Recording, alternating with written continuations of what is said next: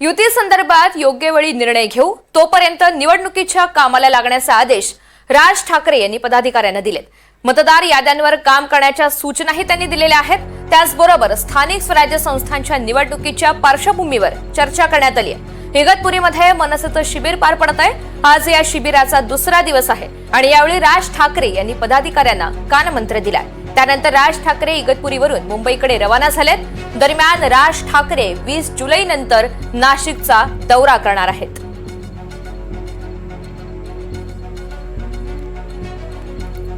प्रांजल कुलकर्णी आपल्या सोबत आहेत। अधिकची माहिती जाणून घेऊयात। प्रांजल, युती संदर्भात योग्य वेळी निर्णय घेऊ असं राज ठाकरे यांनी म्हटलेलं आहे। एकंदरीतच पदाधिकाऱ्यांना काय कानमंत्र देण्यात आलाय?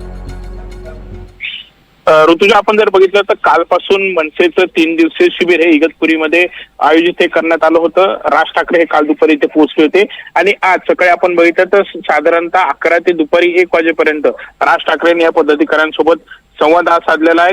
आपण बघितलं तर राज्यभरातील प्रमुख असे 120 पदाधिकारी इथे येऊन पोहोचलेले होते आणि त्यांच्यासोबत राज ठाकरेंनी चर्चाही केली। यामध्ये खास करून आगामी स्थानिक स्वराज्य संस्थांच्या निवडणुकीच्या पार्श्वभूमीवर राज ठाकरेंनी पदाधिकाऱ्यांसोबत संवाद साधलेला आहे।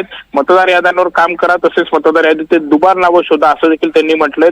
यासोबतच युती संदर्भात योग्य वेळी निर्णय घेऊ, मात्र तोपर्यंत तुम्ही निवडणुकीच्या कामाला लागा। युतीबाबत काय जो निर्णय घ्यायचा तो आपण सर्वानुमते पुढील काही दिवसांमध्ये घेऊ असं देखील त्यांनी म्हटलंय। हे असं सूत्रांनी आपल्याला सांगितलं। यासोबतच मराठीच्या मुद्द्यावर देखील आपण लढतच राहू, मात्र प्रसारमाध्यमांशी बोलताना खरं तर कशा पद्धतीने बोललं पाहिजे किंवा काय याबाबत देखील राज ठाकरेंनी धडे दिल्याची माहिती जी आहे ती सूत्रांनी आपल्याला दिलेली आहे। आता राज ठाकरे स्वतः मुंबईकडे रवाना झालेत, मात्र आता संध्याकाळचं जे काही सत्र आहेत ते बाळा नांदगावकर आणि इतर जे प्रमुख पदाधिकारी आहेत ते घेणार आहेत आणि उद्या दुपारी या शिबिराचा देखील समारोह जो आहे तो होणार आहे। मात्र एकंदरीतच आता आगामी स्थानिक स्वराज्य संस्थांच्या निवडणुकीच्या पार्श्वभूमीवरती कुठेतरी आता मनसे ऍक्शन मोडवर आले असंच म्हणावं लागेल।